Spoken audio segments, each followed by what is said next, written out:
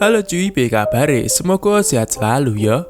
Oke, pada malam minggu yang cerah kali ini, aku akan menceritakan sebuah film action Korea berjudul Unstoppable yang rilis pada tahun 2018 lalu. Dengan rating 8,8 dan dibintangi oleh Ma Dong-seok, film ini mengisahkan tentang seorang mantan preman terkuat yang sudah tobat. Akan tapi, ia kembali beraksi setelah istrinya diculik oleh sekelompok mafia. Penasaran gimana keseruannya? Oke lah, sebelum masuk ke filmnya, jangan lupa like dan subscribe agar kalian gak ketinggalan video menarik lainnya dari channel ini. Ya udah, langsung aja intro.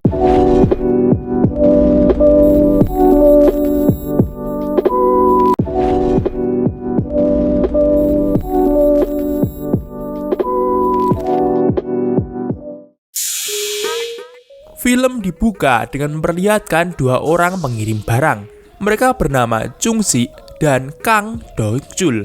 Saat sedang menaruh beberapa barang, tiba-tiba saja Dong Chul mendapat telepon. Ternyata itu adalah seorang juragan bernama Pak Nam. Ia menawarkan sebuah kerjasama agar Dong Chul mau berinvestasi pada bisnisnya. Pak Nam berjanji bahwa Dong Chul akan mendapat keuntungan setelah 3 atau maksimal 6 bulan. Dong Chul pun penasaran bisnis apakah yang dimaksud. Dan ternyata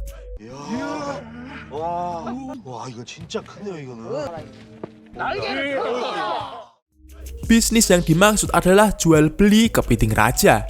Pak Nam menjelaskan bahwa jika berinvestasi, uang Dong Chul akan dibelikan 5.000 kepiting. Dan ia menjamin bahwa Dong Chul akan bisa membeli mobil mewah serta hidup lebih baik. Merasa temannya akan tertipu, Chung Si memperingatkannya agar berpikir dahulu. Namun, karena mulai tertarik, pria besar ini pun langsung memberikan tabungan yang ia miliki untuk berinvestasi. Malam harinya, setelah pulang kerja, Dong Chul mengatakan kepada istrinya yang bernama Kim Ji-soo tentang usaha kepiting raja milik Pak Nam. Ia menjelaskan bahwa pria tua itu akhir-akhir ini untung besar dari menjual kepiting raja. Mendengar hal itu, Jisoo pun memperingatkan Dong Chul agar tak mudah percaya kepada orang. Lagi pula, utang mereka juga masih banyak. Dari percakapan ini terlihat bahwa Dong Chul sangat sayang kepada istrinya, atau lebih tepatnya STI, suami takut istri.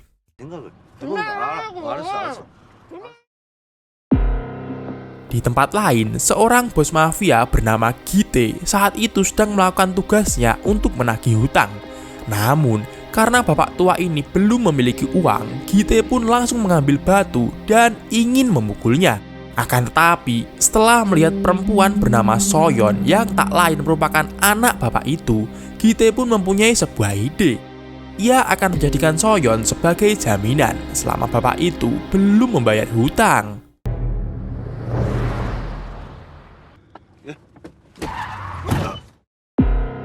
Karena kurang memperhatikan jalan, anak buah Gite menabrak sebuah mobil yang faktanya itu adalah mobil milik Dong Chul. Secara halus, pria besar itu pun keluar untuk meminta pertanggungjawaban. Namun, dengan angkuhnya, anak buah Gite malah melemparkan uang kepadanya. Melihat hal itu, Jisoo pun keluar lalu meminta suaminya agar menelpon polisi. Khawatir akan tertangkap, Gite pun langsung bertindak dan memukuli anak buahnya tepat di depan Dong Chul. Ia juga meminta maaf atas kejadian tersebut. Melihat hal itu, Dong Chul pun segera pergi dari sana. Akan tapi, tanpa ia sadari, Gite melihat istrinya dengan tatapan kesal. Setelahnya, terjadilah hal ini cuy.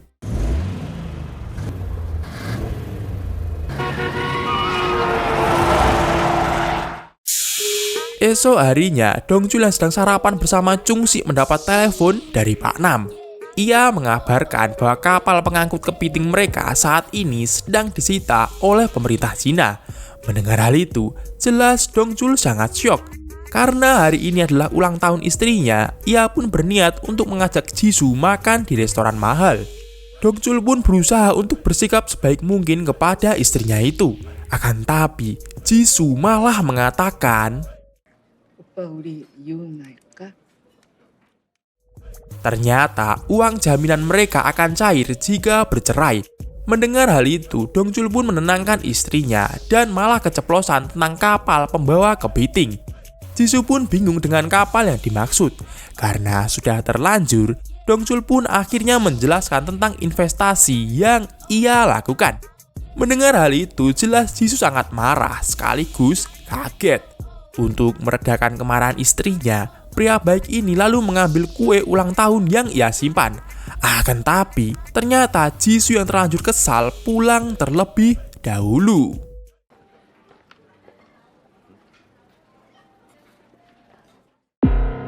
Di rumah, Jisoo yang sedang sendiri dikejutkan dengan bel yang tiba-tiba saja berbunyi.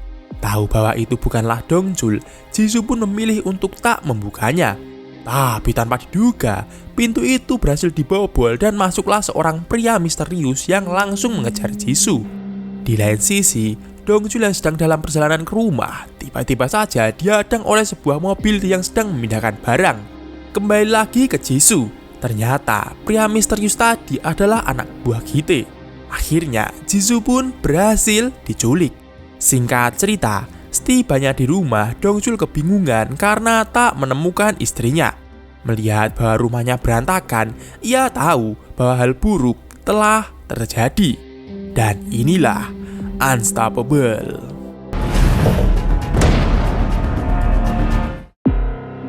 Esok paginya, Dongchul melaporkan penculikan tersebut ke polisi.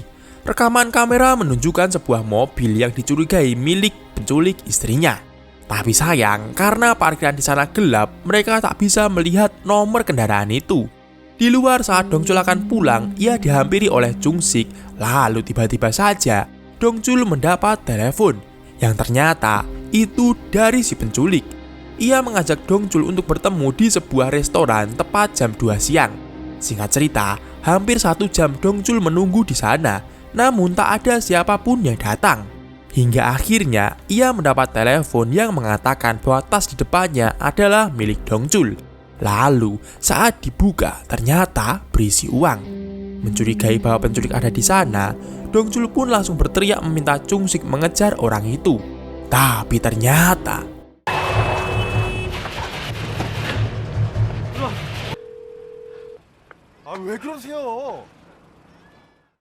mereka malah salah orang. Dongchul dan Jung-sik pun langsung membawa uang tersebut ke kantor polisi. Sebagai barang bukti, polisi meminta agar uang tersebut disimpan di sana. Saat hendak pergi, Dongchul melihat brosur yang tertempel tentang banyaknya wanita yang diculik. Ia pun merasa bahwa lapor polisi tidak akan banyak membantu. Karena butuh uang, Dongchul pun menuju ke kantor milik Pak Nam. Tanpa basa-basi, Dongchul langsung meminta pada Park yang merupakan tangan kanan Pak Nam agar uangnya dikembalikan. Jelas Park menolak dan meminta anak buahnya untuk mengusir Dongchul. Akan tapi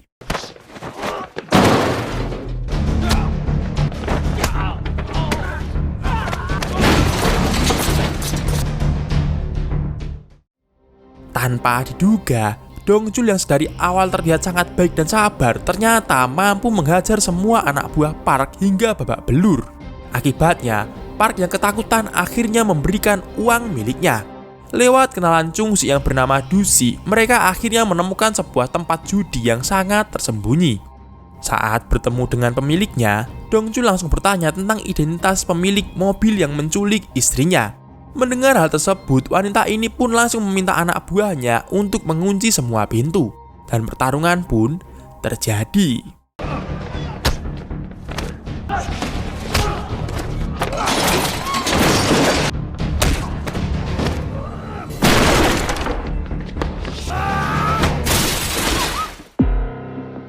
Dengan sangat mudah, Dongchul menghajar habis semua orang di sana.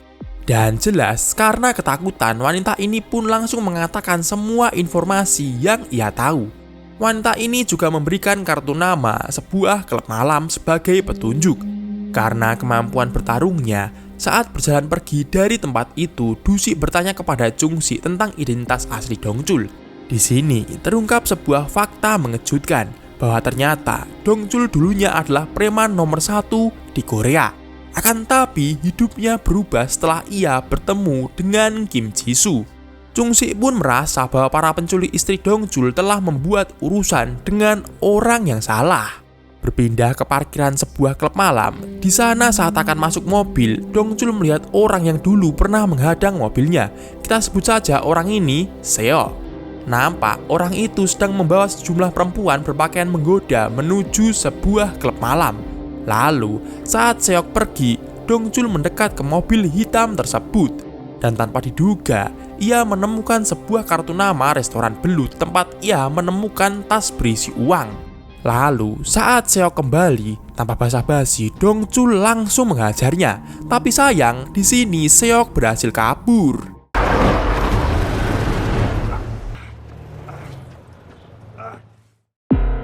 Sepulang dari sana, Dong Jul pun pergi menuju kantor polisi untuk mengidentifikasi jenazah. Tapi untung saja, itu bukanlah Jisoo, melainkan perempuan yang hilang 2 tahun lalu bernama Lee Yoon Jong. Guna mencari informasi, esok harinya Dong Jul, Chung Si dan Du Si pergi ke rumah duka untuk bertemu suami Yoon Jong yang bernama Baedal. Dari pengakuannya, ia menceritakan bahwa setelah istrinya hilang 2 tahun lalu, Baedal juga sempat diculik oleh seseorang yang ternyata adalah Gite. Sama seperti kasus Dong Jul, terlihat di sana Gite juga memberikan uang sebagai pertukaran.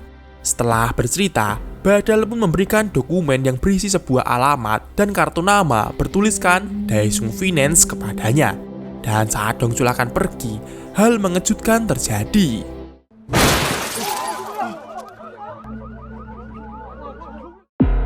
Baedal memilih untuk mengakhiri hidupnya sendiri.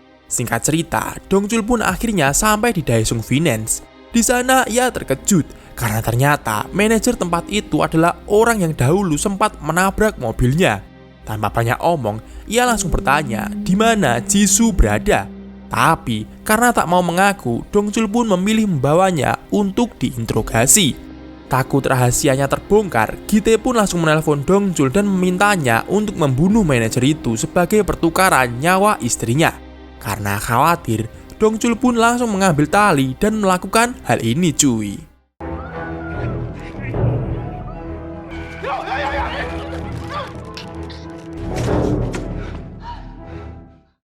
Pada akhirnya, Gite berjanji akan melepaskan Jisoo jika Dong Jul mampu mengembalikan uangnya. Saat telepon berakhir, ternyata Dong Jul tak membunuh kroco itu.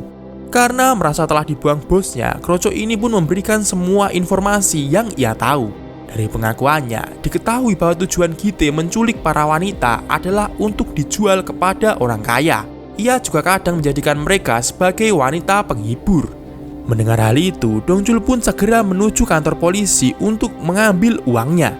Singkat cerita, dibantu Du Si dan Chung Si, akhirnya Dong Jul berhasil membawa kembali uang itu dengan meledakkan sebuah mobil cuy. Wah gila sih ini.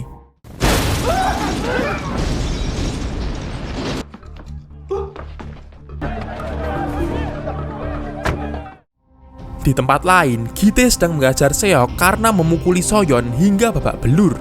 Setelah Gite pergi, di tengah ketakutan, Jisoo akhirnya melihat sebuah jendela. Dibantu Soyeon, ia pun berusaha sekuat tenaga untuk membuka jendela itu, dan akhirnya berhasil. Namun saat giliran Soyeon, tiba-tiba saja Gite datang dan menariknya. Melihat Jisoo berhasil kabur, Gite bersama anak buahnya langsung melakukan pengejaran. Hingga saat akan tiba di kantor polisi, sayang sekali Gite lagi-lagi berhasil menangkapnya.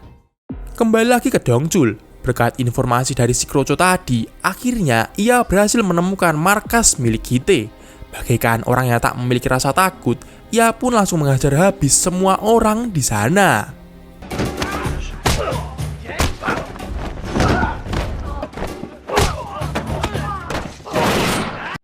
Dong Jul pun masuk ke sebuah kamar yang ternyata di dalamnya ada orang yang lumayan kuat. Tapi tanpa diduga, Dong Jul berhasil mengalahkannya dengan 1 pukulan saja. Di lain sisi, Gite memerintahkan tangan kanannya yang bernama Choi untuk memindahkan semua wanita. Karena ia tahu markas miliknya sudah tidak aman. Akan tapi, 2 MVP kita yaitu Chung Si dan Du Si berhasil menggagalkan usaha tersebut. Kembali lagi ke Dong Jul. Saat akan berjalan keluar, akhirnya ia bertemu dengan Choi. Pertarungan sengit pun lagi-lagi terjadi.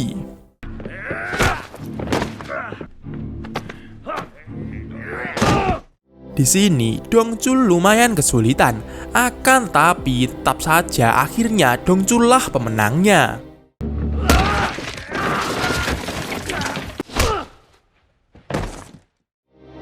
Singkat cerita, saat dalam perjalanan pulang, Dongchul bertemu dengan sebuah mobil yang ternyata di dalamnya terdapat Gi-tae dan Jisoo.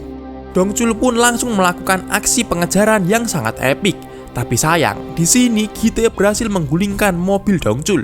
Gi-tae pun mengambil kapak dan ingin menghabisi pria itu dengan tangannya sendiri. Namun yang terjadi,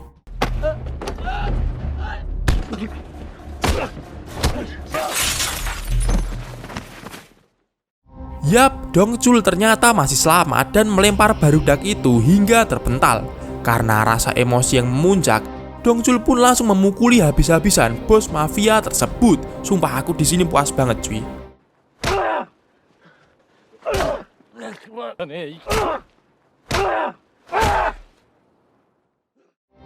Setelahnya, Dongchul mendatangi mobil Gi-tae dan akhirnya ia berhasil menemukan Kim Jisoo.